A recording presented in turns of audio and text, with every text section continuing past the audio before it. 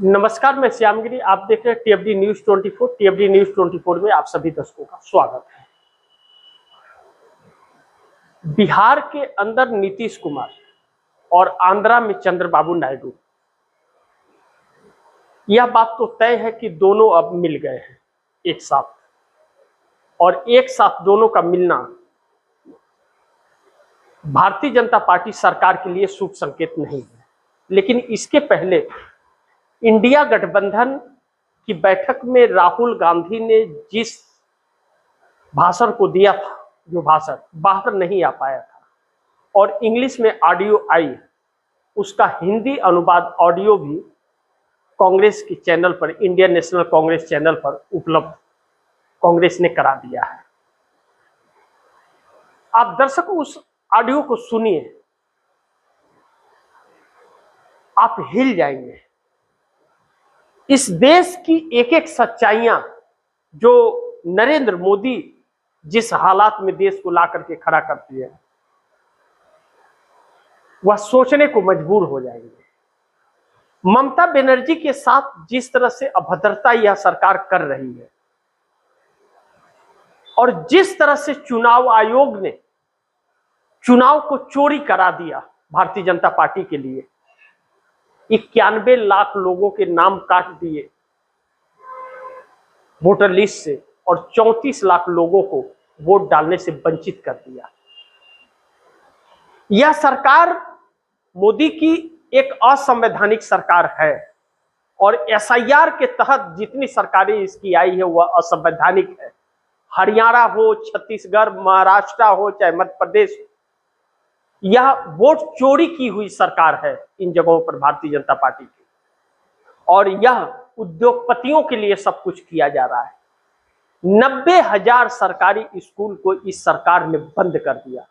3 लाख तकरीबन लघु उद्योग एमएसएमई कंपनियां बंद कर दी, जिसके वजह से गांव देहातों में बच्चे अशिक्षित और लोग बेरोजगार। 2 करोड़ लोगों को रोजगार देने की बात करके करोड़ों रोजगार सरकार ने छीन लिए। देश के साथ धोखा किया है इस सरकार ने। इस वक्त नीतीश कुमार एक बड़ी बैठक, इमरजेंसी बैठक बुलाए हैं और उस बैठक के अंदर चाहे वह एमएलसी हो, विधायक हो या सांसद, सबको बुलाया गया है। एक कुछ खास रणनीति पर इस वक्त नीतीश कुमार काम कर रहे हैं। बिहार में सम्राट चौधरी की सरकार कब तक है, कब गिर जाएगी, या कोई नहीं जानता है, क्योंकि नीतीश कुमार के हत्थे अब सम्राट चौधरी चढ़ गए हैं। नीतीश ही सम्राट को सीएम बनवाए थे भारतीय जनता पार्टी का बिहार में, और नीतीश ही सम्राट को सीएम की कुर्सी से हटा देंगे। यानी कि आने वाले दिनों में आप दर्शक देखेंगे नीतीश कुमार की पार्टी जेडीयू का सीएम और ललन सिंह का चेहरा होगा, और भारतीय जनता पार्टी के हाथ से फिर एक बार 30 साल बाद आया हुआ सत्ता, 30 सालों के प्रयास के बाद आया हुआ सत्ता चला जाएगा। लेकिन बिहार तो तब आएगा जब मोदी रहेंगे कुर्सी पर। जब मोदी की प्रधानमंत्री की कुर्सी नहीं रहेगी तो बिहार कैसे आएगा?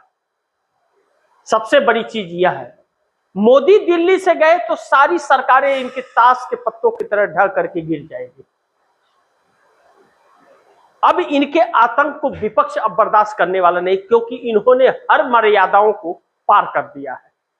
भारतीय जनता पार्टी ने छात्रों की चिंता नहीं, पेपर लीक की चिंता नहीं, सीबीएसई की चिंता नहीं, मजदूरों की चिंता नहीं, किसानों की चिंता नहीं। ऐसे में यह सरकार किस काम का, जो देश लुटा दिया पूरा, अमेरिका के हाथों गुलाम बना दिया मोदी ने। कच्चे तेल का रेट कम होता जा रहा है और हमारे देश में महंगाई बढ़ती जा रही है, और उसमें भी मिलावट सर चढ़ करके बोल रहा है। ऐसे में चंद्रबाबू नायडू और एकनाथ शिंदे ने ममता बनर्जी के आंखों में आंसू देखकर उनकी रूह कांप गई और सोचने को मजबूर हो गए कि इस सरकार को समर्थन दे तो कैसे दे। और चंद्रबाबू नायडू अगर समर्थन वापस का ऐलान कर दें तो आप दर्शक चौंकिएगा मत। एक साथ इस सरकार से 38 सांसद दूर हो जाएंगे मोदी सरकार से। अगर नीतीश नायडू ने मिलकर कर दिया तो भी, या चंद्रबाबू नायडू ने भी कर दिया तो भी, क्योंकि एकनाथ शिंदे और चंद्रबाबू नायडू को ममता बनर्जी के हाल पर रूह कांप रही है। क्योंकि भारतीय जनता पार्टी जिस तरह से तोड़ रही है, और जिस तरह से रात को 3 बजे ममता बनर्जी के घर पर सीआईडी की टीम ने दरवाजा तोड़कर अंदर एंट्री किया। सोचिए, अभिषेक बनर्जी के घर में सीआईडी रात को 3 बजे दरवाजा तोड़ के अंदर प्रवेश करती है, जो ममता बनर्जी के भतीजे हैं। बंगाल में चल क्या रहा है? आतंक मचा दिया है भारतीय जनता पार्टी ने।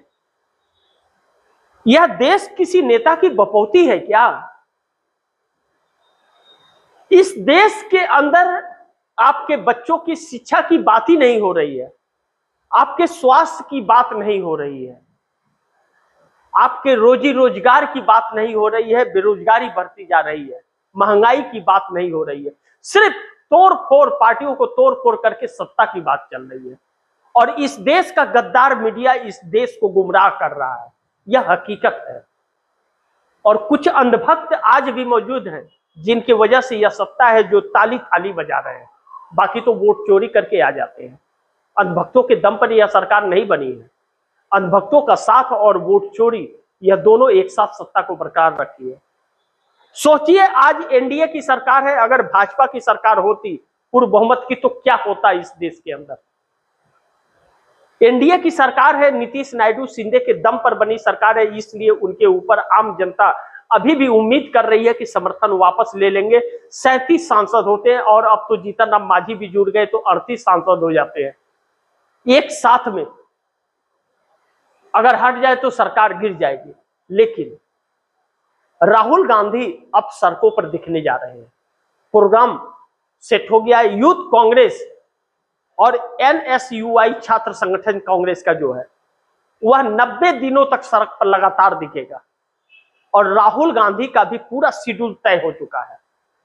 चाहे इलाहाबाद हो, चाहे लखनऊ हो, चाहे कोटा हो, चाहे पटना में हो, चाहे दिल्ली के अंदर हो, राहुल गांधी भी छात्रों से संवाद करेंगे, मजदूरों से संवाद करेंगे, किसानों से संवाद करेंगे। अब इस देश को सड़क पर आना पड़ेगा। कहते हैं जब सड़कें सूनी हो जाती है तो संसद आवारा हो जाता है।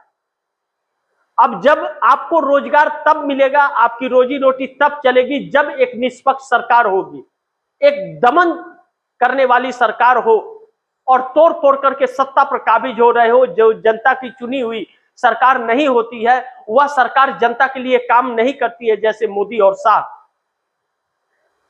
भारतीय जनता पार्टी 365 दिन चुनावी मूड में रहती है, देश के लिए कब सोचती है।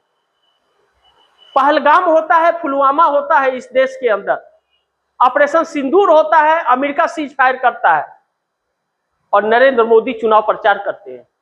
कोई फर्क ही नहीं पड़ता। कितनी जाने गई, कोई फर्क पड़ा इस शख्स के अंदर? क्योंकि जो अपने परिवार को नहीं संभाल पाया, जो अपने परिवार का सम्मान नहीं कर सकता, वह देश के लोगों का क्या सम्मान खाक करेगा। इस देश की सबसे बड़ी भूल थी नरेंद्र मोदी को कुर्सी पर बैठाना, सत्ता पर बिठाना। यह बात अब नीतीश नायडू शिंदे तीनों समझ गए। इसीलिए अब यह भी कहा जा रहा है कि राहुल गांधी से सीधा संपर्क में चंद्रबाबू नायडू और नीतीश कुमार हैं। नीतीश कुमार की बैठक बुलाना, वह भी इस तरफ इशारा करता है कि कुछ तो बड़ा होने जा रहा है। क्योंकि ममता बनर्जी को तोड़ने के चक्कर में इस सरकार ने अपने आप को संकट में डाल लिया है। ममता बनर्जी पार्टी बचाती हुई तो नजर आ रही है, लेकिन सांसद टूटते हुए, क्योंकि 5 करोड़ से 50 करोड़ एक सांसदों को दिया जा रहा है, धमकी भी दिया जा रहा है। कैसे कोई राजनीति करेगा इस देश में? और उस चुनाव का क्या मतलब, जब चुनाव विपक्ष भी जीत रहा है, सरकार भी जीत रही है, तो विपक्ष को तोड़ लिया जाए जब आपको बहुमत नहीं है तो यह फैसला अब देश की जनता को करना पड़ेगा कि उसे कैसी सरकार चाहिए। और देश की जनता को यह फैसला करना पड़ेगा कि रोजगार चाहिए या नहीं चाहिए। 2 करोड़ लोगों को रोजगार देने वाला इस देश को धोखा दे दिया। पकौड़े तलने के लिए बोल दिया, लेकिन वह भी तलना मुश्किल हो गया, वह भी नहीं तल सकते। और जब पकौड़े ही तलने हैं तो मोदी जैसे सरकार की क्या जरूरत है? तब तो वैसे भी तल लेंगे। 90,000 स्कूल बंद करके भारतीय जनता पार्टी के नेता और रिश्तेदारों ने प्राइवेट स्कूल खोल लिए।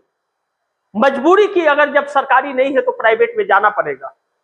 सरकारी स्कूलों में लोग पढ़ पढ़ के इस देश के प्रधानमंत्री और मंत्री बने हैं।